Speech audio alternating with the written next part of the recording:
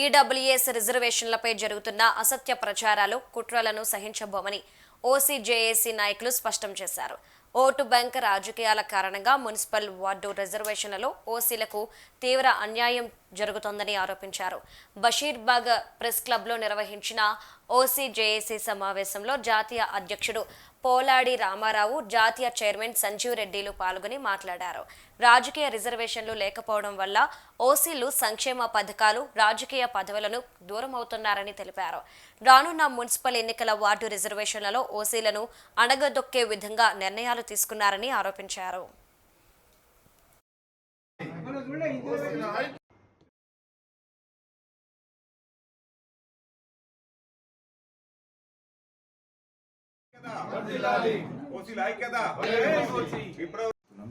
ఓసీల డిమాండ్లకు ఒక ప్రత్యేకంగా మేము ఏ కులానికి ఎవరిని తీర్చపరచకుండా మేము దేశవ్యాప్తంగా, రాష్ట్రాల వ్యాప్తంగా గత 15 సంవత్సరాలకు వెళ్ళి పోరాట సాధించుకున్నటువంటి ఈ 10% ఈడబ్ల్యూ రిజర్వేషన్ల మీద కొన్ని కులాల వారు, కొన్ని వర్గాల వారు పబ్బం గడుపుల కొరకు, వారి రాజకీయ పబ్బం కొరకు దుష్ప్రచారం చేస్తూ అవాకులు చెవాకులు పేరుతూ దీన్ని చేస్తున్నారు. దీన్ని మేము తీవ్ర స్థాయి లోపల దీన్ని సహించము. ఎవరికైనా ప్రజాస్వామ్య లోపల ఎవరి హక్కులు వాళ్ళు కాపాడుకోవాలి. మేము వేరే మిగతా వాళ్ళ రిజర్వేషన్లో వ్యతిరేకం కాదు. ఉదాహరణ చూసుకుంటే మాకు లోకల్ బాడీస్ ఎన్నికల లోపల అసలు మాకు రిజర్వేషన్స్ అనేది లేనేలే ఓసీలకు. ఇంకో రకంగా కలుపుకోండి. కులాల మధ్య, మతాల మధ్య, ప్రాంతాల మధ్య చిచ్చు పెట్టకండి. మేము పల్లెటూరులో కానీ, సిటీలలో కానీ అన్ని సామాజిక వర్గాల వాళ్ళము, మేము అన్నదమ్ముల వాళ్ళే కలిసి ఉన్నాం. మమ్మల్ని ఇట్లనే బతకనియండి. మీరన్నట్టు పేదల ఓసీలు ఏదైతే ఓసీలు ఉన్నారో 100% ఎవడు ఉన్నో లేడు. ఉన్నది కేవలం ఒక 10%, 5% ఉండొచ్చు. మిగతా వాళ్ళు మీరే చూడండి. మీ కారు డ్రైవరే కానివ్వండి, మీ అపార్ట్మెంట్ వాచ్మెనే కానివ్వండి, మీరు తాగే బార్లలో బల్లలు చూసేటోళ్ళు కానీ, మీరు తాగే వయసులలో కానీ, షాపింగ్ మాల్లలో కానీ ఎక్కడ చూసినా కూడా ఓసీ లేరా?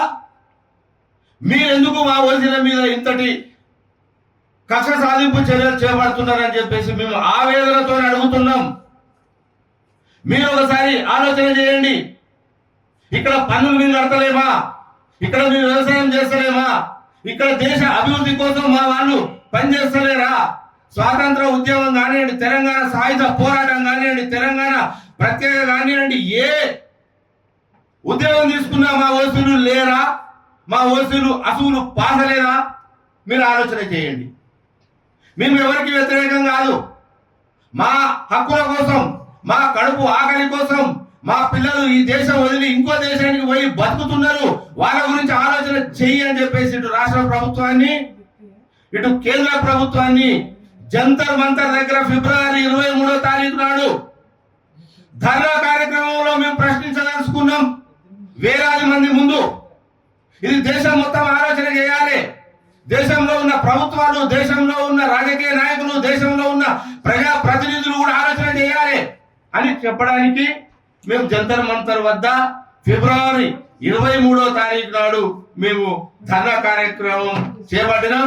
దానికి మిత్రులందరికీ, పత్రికా మిత్రులందరికీ మేము ప్రత్యేకంగా మనవి చేసేది ఏంటంటే, ఈ ఓసీ జేఏసీ ఎవరికి వ్యతిరేకం కాదు.